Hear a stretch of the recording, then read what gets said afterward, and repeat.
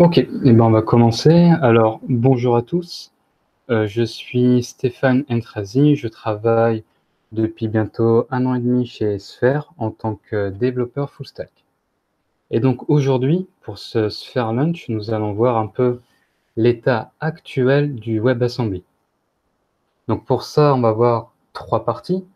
La première, on va regarder d'abord c'est quoi le WebAssembly ainsi que ses avantages. Ensuite, on va faire une démonstration. Et enfin, on parlera des nouvelles features sur le WebAssembly. Alors tout d'abord, le WebAssembly, c'est quoi? Eh bien, si on prend la définition officielle du WebAssembly, eh bien, le WebAssembly, qui peut être appelé WASM, ce sont en fait des instructions binaires pour une machine virtuelle.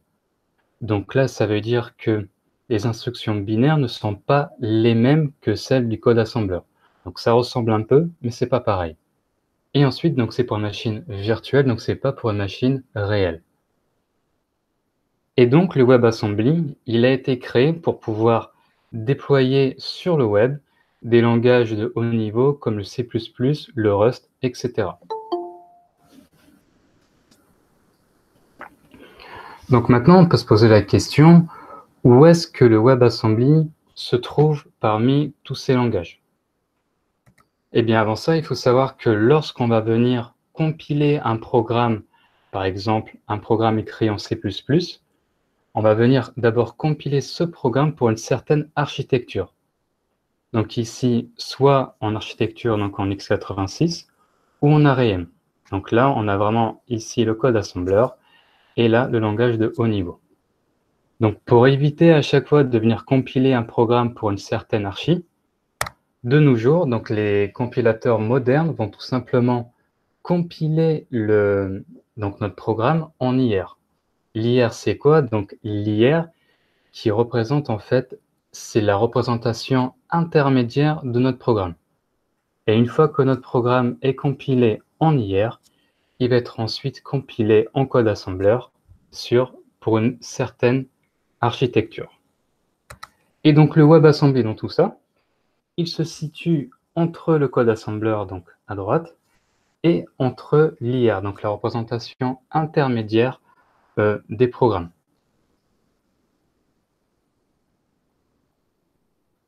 Donc ici, on peut voir que tout l'avantage du WebAssembly se situe sur le fait que le WebAssembly est proche du code de la machine, et donc ce qui va expliquer aussi que le WebAssembly est beaucoup plus rapide par rapport, par exemple, au JavaScript. Donc là, on va voir un peu 2 cas d'exemple, donc 2 clients qui utilisent le WebAssembly. Donc on a Unreal Engine qui utilise le WebAssembly pour son moteur de jeu. Et on a aussi AutoCAD, donc AutoCAD qui est une application qui permet de créer et de modéliser des plans d'architecte, comme par exemple pour des maisons ou pour des immeubles. Donc là, je vais plus me focaliser sur l'exemple de AutoCAD. Donc ici, AutoCAD, ils avaient un gros module implémenté en C++, et donc c'était vraiment un gros code legacy. Et au lieu de venir réimplémenter donc ce gros module legacy en JavaScript, ils ont tout simplement compilé donc ce code en C++, ils ont compilé ce code en WebAssembly, et à partir de là, ils ont pu utiliser donc le même code dans une application web. Donc comme on peut le voir à droite, donc sur la partie à droite, tout ça, c'est du WebAssembly qui a été compilé à partir d'un gros module en C++. Et à droite, on a la partie en JavaScript qui, elle, va s'occuper plus de la partie UI de l'application. Donc on peut voir ici la philosophie du WebAssembly, c'est que ça permet aussi de communiquer avec d'autres langages comme le JavaScript. Après, on peut se demander pourquoi ces grands groupes utilisent le WebAssembly. Eh bien, tout simplement parce que le WebAssembly permet d'utiliser le même code sur plusieurs plateformes. Donc, le code est dit portable. Ensuite, le code est aussi secure puisque le code est exécuté dans une sandbox. Donc, on va uniquement fournir à notre module en WebAssembly les fonctions nécessaires pour exécuter le programme. Et ensuite, le code est bien entendu plus rapide par rapport au JavaScript. Et ça, on va le voir plus en détail. Donc, avant ça, on va voir un peu l'histoire du JavaScript. Donc, il faut savoir qu'avant 2008, le JavaScript n'était pas rapide.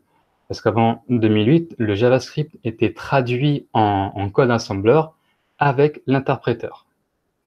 Et après 2008, on a le Just-in-Time Compiler qui est arrivé et qui a rendu le JavaScript rapide.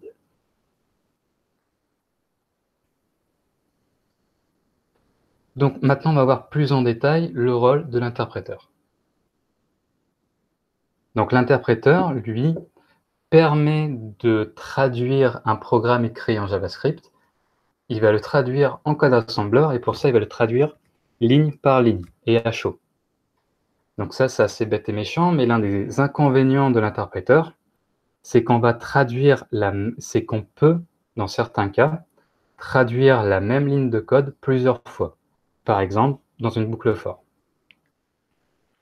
Et à contrario, on a le compiler qui, quant à lui, va tout simplement prendre plus de temps en amont à analyser le code et à faire toutes les optimisations nécessaires pour avoir un code robuste à la fin. Donc lui, il va envoyer en un bloc tout le code compilé.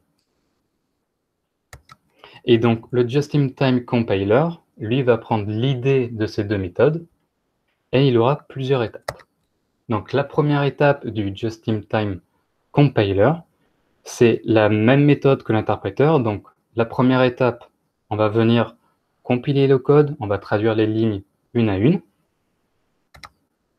Mais si le Just-in-Time Compiler peut détecter qu'un code est beaucoup utilisé, et donc si le code est beaucoup utilisé, il va être tagué comme warm, et on va rentrer dans la deuxième étape qui est le Baseline Compiler. Et ici, on va venir sauvegarder donc le résultat de la compilation. On va dire qu'on va le mettre en cache pour éviter à chaque fois de le recalculer. Et on va faire une première étape d'optimisation. Mais si notre code est vraiment beaucoup utilisé, donc extrêmement utilisé même, eh bien là, notre code est considéré comme hot. Et ici, on va rentrer dans la troisième étape qui est le Optimizing Compiler. Et ici, on va passer beaucoup de temps à optimiser le code. Mais malheureusement, comme l'un des gros avantages ou inconvénients du JavaScript, c'est que c'est un langage de programmation avec un type dynamique. Et que dans ce cas de figure, l'optimisation qui a été créée ne fonctionne pas, peut ne pas fonctionner dans tous les cas. On prend l'exemple d'un tableau. Eh bien, on peut supposer que les 9 premiers éléments du tableau soient des chaînes de caractères, mais que le 10e élément soit par exemple un objet, un entier ou encore un autre tableau. Donc ici, l'optimisation ne fonctionne pas dans tous les cas. Et on entre dans la quatrième étape qui est la phase de déoptimisation. Et ici, on va venir jeter l'optimisation créée pour récupérer une optimisation qui fonctionne et qui a été créée dans les étapes précédentes. Donc voilà, maintenant on va résumer et comparer les différentes étapes entre le JS et le WebAssembly. Donc pour le JavaScript, on a l'étape du parsing. Donc on va venir récupérer le code en JS. On va venir aussi le convertir en AST, donc en Abstract Syntax Tree. Ensuite, on va le convertir en IR, donc en représentation intermédiaire. Et ensuite, ça sera à l'étape du Just-in-Time Compiler ici, qui va prendre ce code et qui va maintenant le compiler, l'optimiser, le déoptimiser. Donc toutes les étapes qu'on a vues dans la slide juste avant. Donc c'est vraiment une étape qui prend beaucoup de temps. Et ensuite, on a la troisième étape, on va pouvoir enfin exécuter le code. Et finalement, on a la dernière étape, où on a le garbage collection qui va tout simplement libérer la mémoire utilisée par ces étapes. Et si on compare donc le JS par rapport au WebAssembly, on peut voir qu'on a beaucoup moins d'étapes par rapport au WebAssembly. Donc ici, on a la première étape qui est Decode and Valid.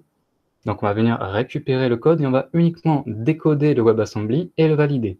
Donc ici, on n'a pas d'étape de parsing puisque, je le répète, le WebAssembly est proche du code de la machine.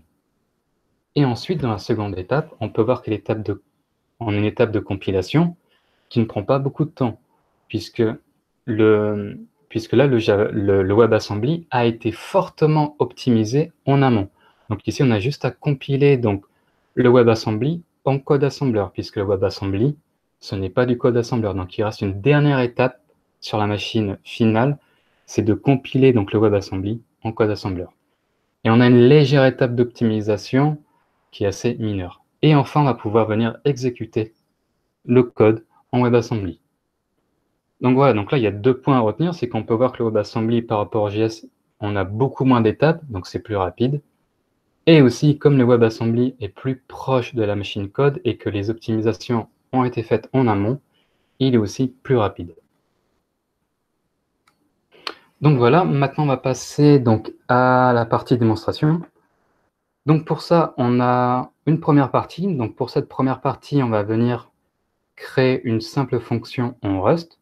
On va regarder donc au paquet wasm-pack. Donc cette librairie-là ou ce module va nous permettre de compiler une fonction en Rust en WebAssembly. Ensuite, on va regarder le WebAssembly généré. Et ensuite, on va faire la même chose en C++. On va venir générer un code en WebAssembly et on va comparer ces 2 fonctions. Donc ici, j'ai créé un projet en Rust, donc assez simple. J'ai aussi importé quelques annotations qui vont nous être utiles par la suite. Et donc maintenant, je vais créer une fonction publique en Rust. Donc pour ça, j'utilise le mot-clé pub et fn. La fonction, je vais l'appeler sum. Je vais passer un premier argument x qui sera de type i32. Ça veut dire que ça sera un entier codé sur 32 bits. Et je vais retourner le même type. Et ensuite, pour cette fonction, donc c'est assez simple, je vais simplement ajouter 2 aux paramètres d'entrée. Donc là aussi, en Rust, on doit ajouter une annotation qui permet d'indiquer au compilateur Rust de venir en fait traduire cette fonction en WebAssembly. Et cette annotation est la suivante, qui est le wasm bindgen. Donc grâce à ça, le compilateur Rust va venir faire le lien en fait entre notre module en Rust et notre module en WebAssembly. Donc une fois que j'ai ajouté l'annotation, je vais pouvoir aller dans ma console, taper la commande wasm-pack-bind, et on peut voir qu'on a bien un paquet qui a été créé dans le dossier PKG. Donc maintenant, si je regarde ce dossier PKG, on peut voir qu'on a un module npm qui a été créé automatiquement.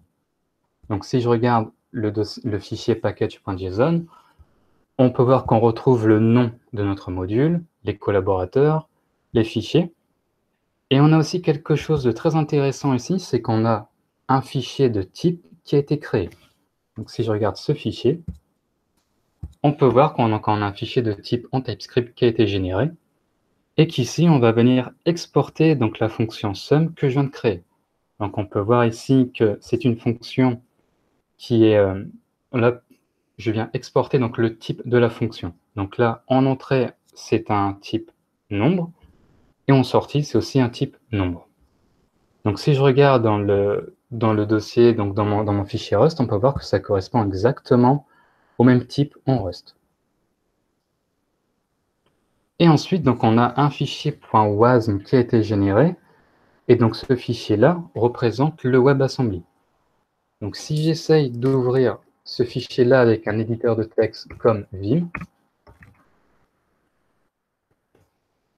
on peut voir que je ne peux pas lire ce fichier, puisque je le rappelle, ce fichier, le WebAssembly, c'est du binaire, donc c'est assez compliqué de le lire. Donc pour ça, on a des plugins qui existent sous Visual Studio Code et sous les autres IDE, qui permet en fait de visualiser la représentation textuelle du WebAssembly pour que ça soit plus parlant pour nous humains. Donc ici, on peut voir que la fonction sum est déclarée, qu'il y a aussi un type qui est déclaré. Là, le type en WebAssembly va nous permettre de vérifier que les paramètres d'entrée correspondent aux aux valeurs attendues. Donc ici, le type, c'est une fonction qui accepte un paramètre de type i32 et qui retourne aussi un type i32, donc un entier sur 32 bits. Donc on répète donc un peu de copier-coller ici. Et ensuite, on retrouve donc nos trois instructions.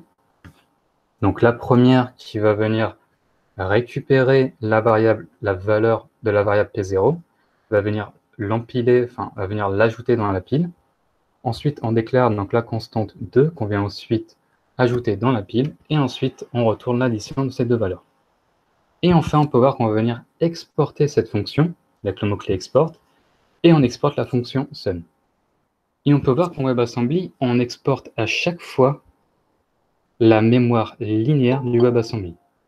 Donc ça sera très utile par la suite pour pouvoir passer des types un peu plus complexes comme des chaînes de caractères.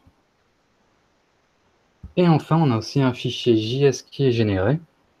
Et dans ce fichier JS, c'est assez simple. Pour l'instant, il ne fait pas grand-chose. Il va tout simplement importer par défaut notre module en WAS. Donc là, on peut voir c'est un simple apport étoile as WAS. Et une fois qu'il a fait ça, on va venir tout simplement appeler la fonction sum. Donc là, ici, ça ne fait pas grand-chose, mais on va voir que par la suite, ce fichier qui est généré va faire un peu le rôle du pont entre un module en JS et un module en WebAssembly. Donc voilà pour la fonction en Rust. Ici, on a un site qui s'appelle WASM Explorer qui permet de faire exactement la même chose, mais en C++. Donc si j'écris la même fonction,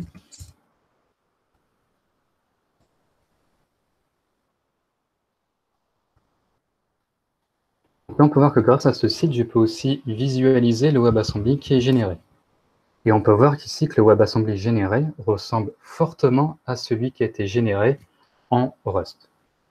Donc on a les mêmes choses, on exporte la mémoire, on exporte une fonction et on a les mêmes instructions. Donc voilà pour le WebAssembly. Donc il faut savoir qu'ici, le WebAssembly généré, on ne sera jamais amené à écrire comme ça à la main du WebAssembly. Donc il y a déjà des outils qui existent pour pouvoir générer du WebAssembly. C'est comme si je vous demandais aujourd'hui d'écrire du code assembleur. Donc voilà pour cette première partie. Donc on va passer à la deuxième partie de la démonstration. Donc pour ça, on va venir donc générer un module en Rust. Donc pour ça, je l'ai déjà fait pour gagner du temps. On va venir ensuite compiler ce module en WebAssembly. On va venir aussi créer un Web Component en JavaScript. Donc ça aussi, je l'ai déjà fait. Et on va venir appeler un module Rust depuis un module en JavaScript.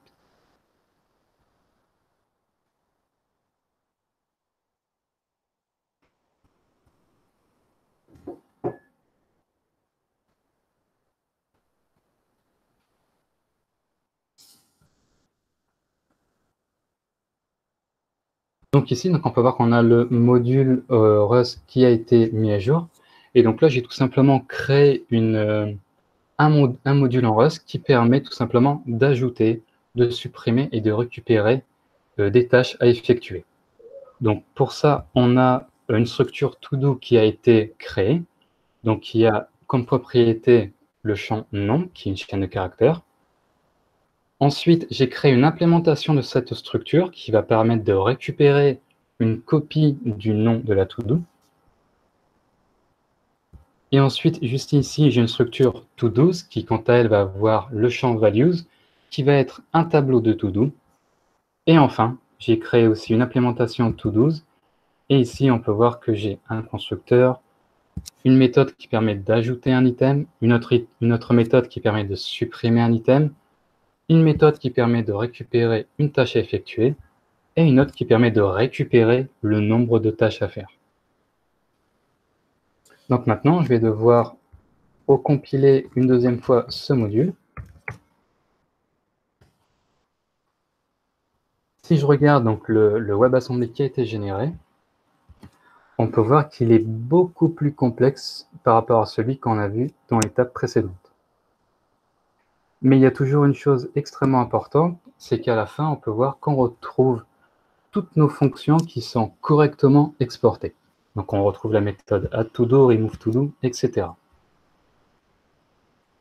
Et ici, maintenant, on peut voir que ce fichier en JavaScript qui est généré de façon automatique à côté de notre module en WebAssembly est beaucoup plus complexe. Mais ça, on va le voir plus en détail par la suite. Donc, une fois qu'on a fait ça, on va maintenant utiliser donc, ce module NPM dans notre projet JavaScript. Donc, pour ça, j'ai ajouté une dépendance qui s'appelle wasm to-do list. Et sur cette dépendance, pour l'instant, c'est quelque chose en dur qui pointe tout simplement sur le dossier PKG. Donc ici, le dossier PKG qui est situé juste en haut. Donc maintenant, on va venir regarder index.html et on peut voir ici que on a tout simplement un formulaire qui a été ajouté pour pouvoir ajouter des tâches et qu'aussi on apporte un script en JavaScript qui s'appelle Bootstrap. Et si on regarde ce fichier-là, on peut voir qu'on fait un import asynchrone donc, du fichier index.js et cet import asynchrone est nécessaire pour pouvoir importer des modules en WebAssembly. Donc une fois que cet import asynchrone est effectué, je vais pouvoir ici, on peut voir sur la première ligne, je vais pouvoir maintenant importer comme n'importe quel module mes deux structures qui sont to-do's et to-do depuis mon module npm wasm to-do list. Et je le rappelle, ce to-do list, ce module qui est un module créé en WebAssembly. Donc ensuite, j'ai aussi créé ici un web component. Donc pour ce web component, j'ai déclaré le tag donc to-do component. J'ai mis un observer sur l'attribut texte. Donc ce web component, ça sera un shadow root. Donc ça nous permet en fait d'isoler notre composant par rapport aux autres composants DOM pour par exemple éviter d'avoir des problèmes de clash name sur les classes CSS. Et donc, je définis l'HTML du composant et on peut voir ici que j'ai défini une simple div qui va avoir donc un paragraphe. Donc, dans ce paragraphe, on va récupérer l'attribut texte et on va venir l'afficher. Et j'ai aussi ajouté un bouton remove pour supprimer la to-do. Et ensuite, on a deux fonctions. Donc, cette fonction qui est appelée lorsque l'attribut texte est mis à jour pour pouvoir mettre à jour aussi le composant. Et on a aussi cette fonction-là qui est appelée lorsque notre web component est connecté au DOM. Donc là, on va venir ajouter un event listener sur le bouton Remove.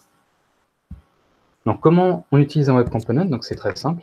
On va tout simplement utiliser notre tag qu'on a défini, donc to-do component. Je viens passer un texte, un attribut texte. Et ici, je vais lui passer donc HelloSphere.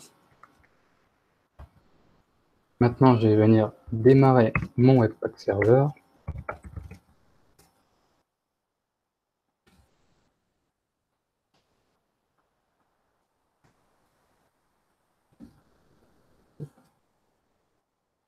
Et donc ici, on peut voir qu'on a bien donc, notre formulaire qui est affiché et on a aussi notre web component qui est affiché. Donc si je regarde la structure HTML, on peut voir ici qu'on a bien le tag to-do component qui est ajouté, on a bien le shadow root qui est ajouté.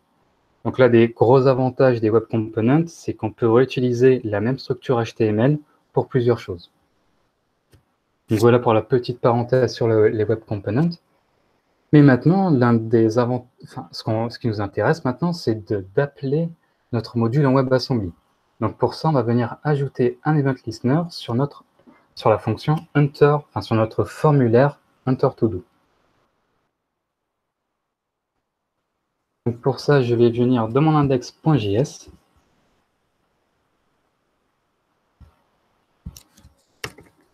Donc ici, je vais tout simplement récupérer l'élément formulaire depuis son ID. Donc je vais récupérer le formulaire ici.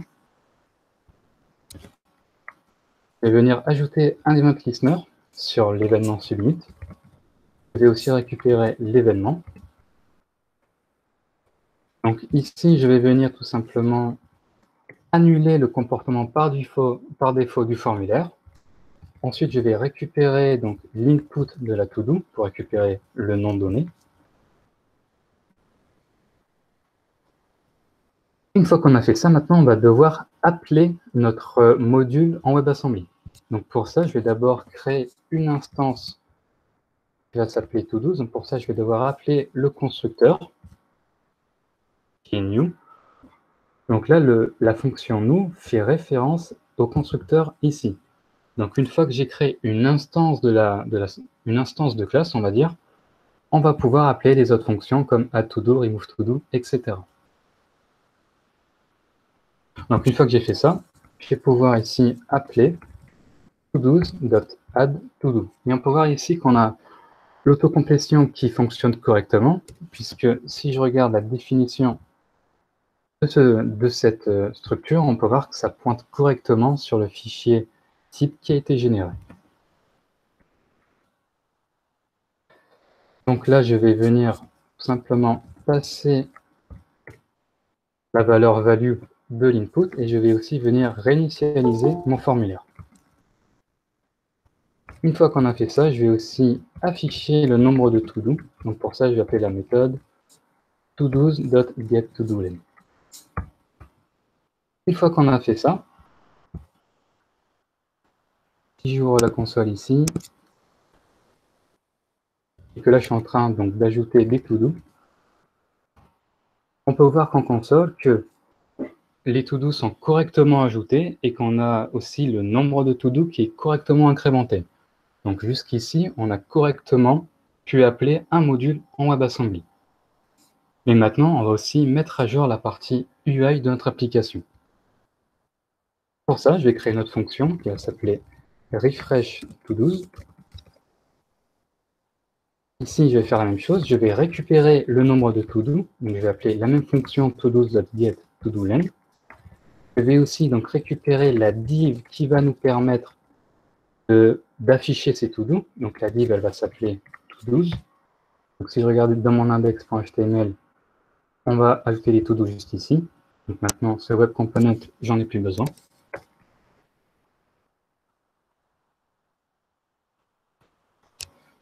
Une fois qu'on a fait ça, on va venir réinitialiser à chaque fois notre div pour éviter d'ajouter les mêmes cards à chaque fois qu'on fait un refresh. Et ensuite, je vais faire quelque chose de très simple. Je vais venir itérer sur le tableau des to-do. Donc pour ça, je vais récupérer donc une to-do. Donc pour ça, je vais appeler la méthode getToDo en Rust. Et ça va me renvoyer la structure to-do qui a été définie depuis mon module en Rust. Donc depuis mon module qui est situé ici. Donc ça va me renvoyer cette structure. Ensuite, je vais créer donc mon web component. Donc ici, je vais réutiliser donc le tag qu'on a vu juste avant, qui s'appelle toDoComponent. Je vais venir ajouter donc un attribut qui s'appelle text. Ici, je vais lui passer donc le nom de la to-do. Donc pour ça, j'appelle la méthode getName. C'est pour ça que je le rappelle, le getName va faire référence à la fonction définie juste ici.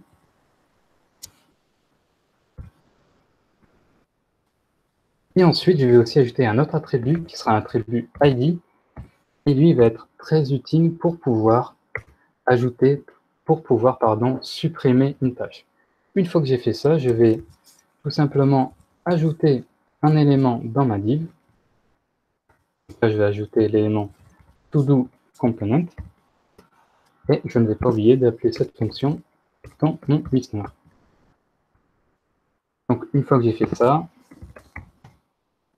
on peut voir que les to-do sont correctement affichés dans mon UI. Donc, on peut voir ici qu'on a, pour chaque tâche, je récupère une structure en Rust et je viens créer un web component. Donc maintenant, on peut ajouter un dernier listener sur le bouton Remove.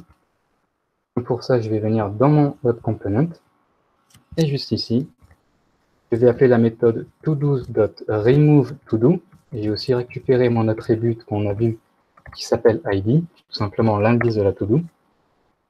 Une fois que j'ai ça, je vais appeler la méthode refresh_todo. Si je reviens ici,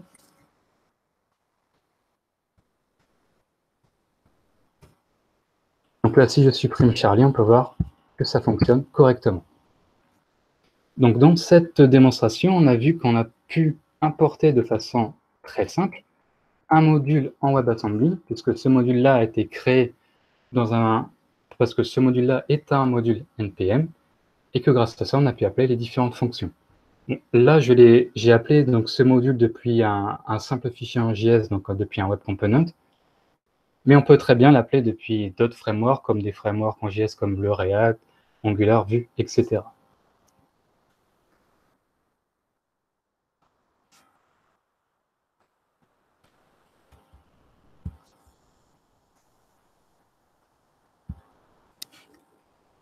Donc maintenant, c'est très bien, on a vu comment importer un module en WebAssembly, donc ce qui était assez simple. Mais on n'a pas vu en détail comment le JavaScript et le WebAssembly communiquent. Donc il faut savoir que ces deux technologies communiquent uniquement avec des nombres. Donc ça dit que on peut uniquement passer des nombres. Donc là, il faut savoir qu'en WebAssembly, on a 4 types qui représentent un nombre. Donc on a la méthode, on a le type int32, donc qui représente un entier sur 32 bits. On a aussi donc le type int64 qui représente un entier sur 64 bits. Et on a la même chose, on a les types float32 et 64 pour les nombres décimaux. Et en JS, on a deux types qui représentent un nombre, qui sont number, le plus connu, et aussi donc, le type qui est assez nouveau, qui est le big int, qui représente un très grand nombre. Et donc, pour éviter d'avoir des problèmes de conversion lorsqu'on appelle un module en WebAssembly depuis un module en JS et inversement, donc pour éviter d'avoir des problèmes de conversion entre ces types, on a une table qui est hard-codée, donc une table de mapping qui est hard-codée dans les moteurs web. Donc là, par exemple, lorsqu'on va passer un type int32 en WASM, on va venir le convertir en un type number en JavaScript.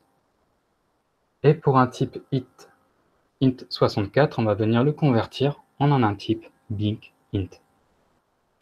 Donc ça, c'est très bien, ça fonctionne très bien pour un nombre, c'est assez trivial. Mais l'un des inconvénients, c'est comment on fait pour passer une chaîne de caractères. Et donc pour ça, on va venir utiliser donc, la mémoire linéaire du WebAssembly. Donc pour ça, on va prendre l'exemple d'un module en JS. Donc ce module en JS veut passer donc, la chaîne de caractères hello. Et donc pour ça, il va venir utiliser, il va devoir appeler le glue code qui est généré en parallèle de notre module en WebAssembly. Donc ce glue code qui est généré de façon automatique. Et lui va tout simplement faire le lien entre notre module en JS, ici, et notre module en WebAssembly, ici. Donc pour ça, il va d'abord récupérer un pointeur sur la mémoire linéaire du WebAssembly, et il va venir créer un tableau. Et pour chacune des lettres de notre chaîne de caractères, il va venir la convertir en UTF-16. Donc ici, on convertit la lettre H, la lettre E, etc. Donc tout ça, le WebAssembly le comprend puisque ça reste des nombres. Et donc pour pouvoir récupérer une chaîne de caractères, on fait exactement l'inverse. Pour chacune des lettres, on va venir la décoder. Et pour ça, c'est toujours le glue code qui s'occupe de faire ça. Et il va venir créer une chaîne de caractères à partir de tout ça. Et donc tout ce mécanisme-là, on le retrouve dans le fichier donc, JS qui est généré de façon automatique. Donc dans ce fichier-là, si je regarde la fonction donc, add-to-do, qui se situe juste ici, pour rappel, ici, lorsque je fais un to-do.add-to-do, ça va appeler la fonction qui est définie ici. Et dans cette fonction, on passe un paramètre qui est le paramètre name. On va venir donc appeler ici une certaine fonction qui s'appelle passString2WASM.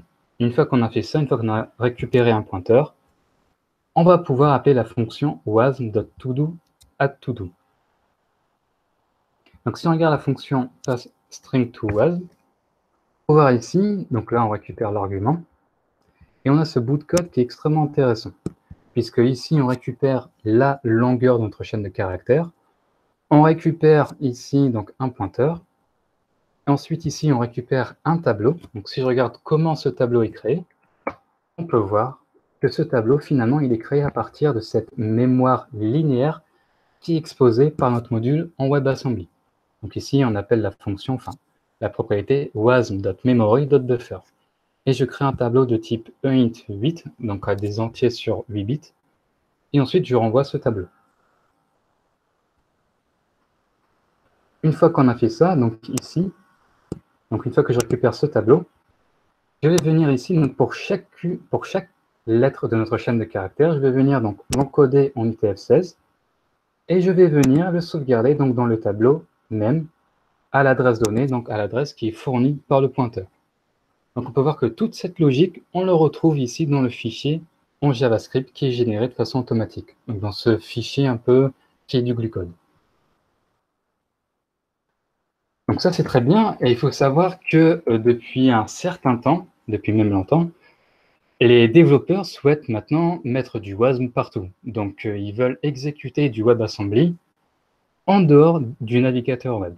Donc pour ça, on a une solution qui existe, qui est le WASM-Time. Donc grâce au WASM-Time, on va pouvoir exécuter du WebAssembly en dehors des navigateurs web, comme Google, enfin comme Chrome, Firefox, Opera, Edge et Safari. Et on va pouvoir l'exécuter directement sur les machines, donc sur des OS comme Windows, Linux et Apple.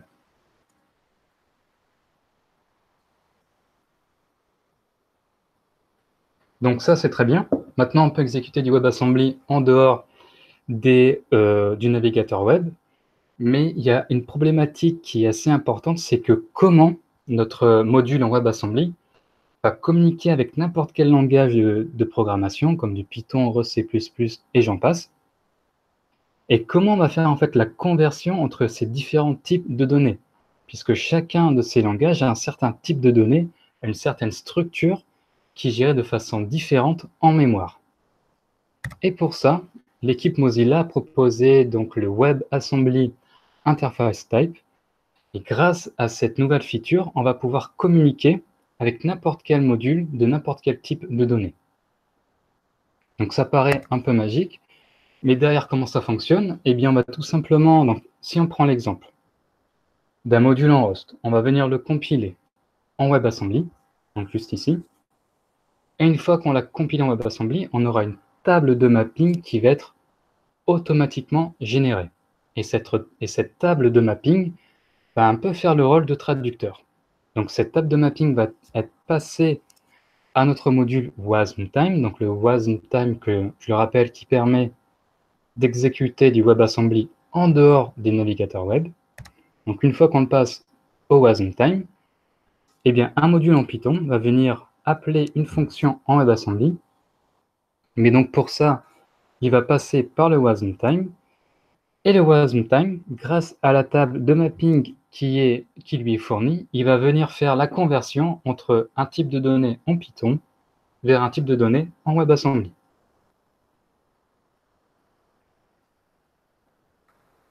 Donc, à quoi ça ressemble réellement en Python? Eh bien, ça ressemble à ça. On va tout simplement donc importer la librairie donc WASM-Time, donc qui permet d'importer de façon native des modules en WebAssembly. Ensuite, on va venir importer donc notre fichier WASM ici en faisant un import WASM to-do list. Donc, c'est vraiment le fichier .wasm. Et enfin, on peut appeler n'importe quelle fonction comme la fonction add-to-do. Donc réellement, donc grâce à ça, grâce au WASM-Time, au WebAssembly et au WASI, on peut venir exécuter donc du WebAssembly en dehors d'un navigateur web. Il faut savoir que cette nouvelle feature qui est le WebAssembly Interface Type, qui est aussi appelé WASI, est toujours en développement et que là, actuellement, sur le dépôt WASM-Time, ils ont temporairement supprimé cette feature. Donc ça montre bien que c'est pas encore stable, que c'est toujours en développement. Et je vais terminer sur un tweet du cofondateur de Docker, donc Solomon Hykes, qui dit que tout simplement, si le WASM, donc le WebAssembly, et WASI, qui est le WebAssembly Interface Type, existait en 2008, eh bien on n'aurait pas à créer Docker. Donc ce qui veut dire par là, c'est que cette nouvelle feature de WASI dans le WebAssembly, c'est vraiment quelque chose de très important qui est en train de se passer, puisque là, en fait, le WebAssembly commence à avoir quelques points en commun avec Docker, puisque maintenant, on peut prendre un certain code, on va venir le compiler en WebAssembly. Une fois qu'on l'a compilé en WebAssembly, on peut venir l'exécuter donc sur un navigateur web, très bien, mais aussi sur n'importe quelle plateforme, donc sur n'importe quel operating system comme Windows, Apple et Linux. Donc voilà, surtout n'hésitez pas à regarder donc, le compte Twitter de Lynn Clark. Donc Lynn Clark, qui est l'une des mentors sur le WebAssembly, elle fait vraiment beaucoup de speech là-dessus. Donc je vous ai mis aussi les articles sur lesquels je me suis basé pour faire la présentation. Et n'hésitez pas aussi à regarder, bien entendu, le blog de Mozilla, où on a fréquemment des nouvelles sur le WebAssembly. Donc voilà, merci à vous, merci de m'avoir écouté. On va passer aux questions. Donc là, on a la question de Thomas qui nous dit « Est-ce que la méthode free doit être appelée à la main pour libérer la méthode ?» La méthode free, vous faites allusion à quelle... C'est pour la méthode free, c'est celle qu'on a vue dans... Ici. Si c'est cette méthode-là, à mon avis, on a... Pour ça, je ne sais pas, mais je ne pense pas qu'on doit l'appeler à la main.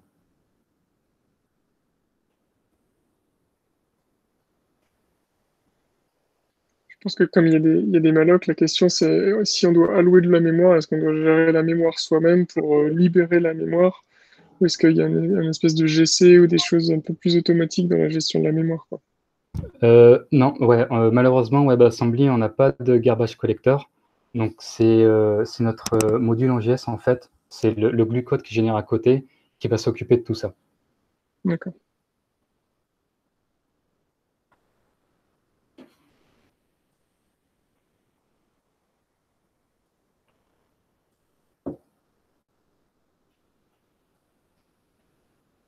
D'autres questions? Vous pouvez ouvrir votre micro pour poser des questions si vous souhaitez, hein, n'hésitez pas.